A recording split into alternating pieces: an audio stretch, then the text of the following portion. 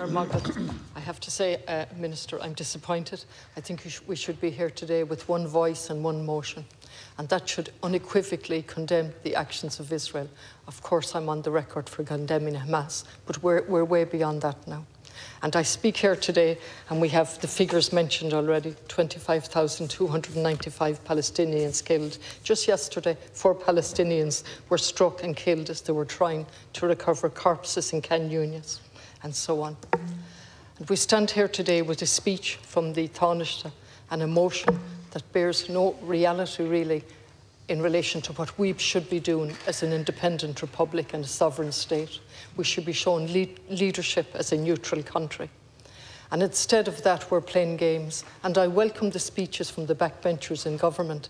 And clearly, the government itself is out of touch with their own backbenchers, and certainly out of touch with the protesters that have filled the streets of Dublin, Galway. I've been at every protest in Galway and Killarney. And they're telling us to use our voices to stop the slaughter.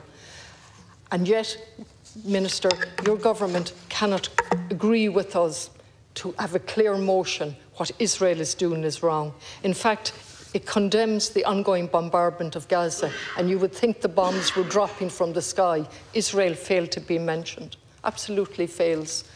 And then we look at the submission, and I want to thank South Africa and their legal team. And really, we've been quoting what the various, from the President of Israel to the Prime Minister to the various ministers, and that's completely set out 59 to 67.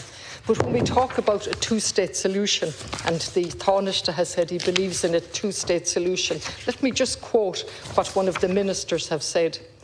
When they return here, they will find scorched earth. No houses, no agriculture, no nothing. They have no future. That's what's been clearly set out by the leaders from top to bottom in Israel. And yet we cannot agree a motion that sets out. If we look on Israel as our friends, then it's our duty, not just under the Genocide Convention, but it's our duty to tell their friends what they're doing is wrong. And to equate our criticism and our condemnation of the actions of the government and the army to anti-Semitism is completely out of bounds. It is unacceptable to do that, and it's an insult to the Jewish people, and it's an insult to the brave Jewish people who have come out at great cost to themselves and said what the Israeli government is doing in our name is absolutely wrong.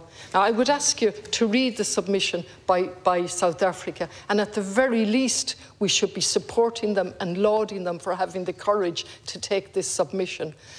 We should have one motion in all our names. That's the message that should be going out to Israel and the Israeli ambassador. And that is not the same as being anti-Jewish. That is pro-Jewish, pro-Palestine and pro-life. And I think it's an absolute obscenity to say that in a speech, I'll finish, that the people of Palestine can wait no longer, and yet that's exactly what we're doing.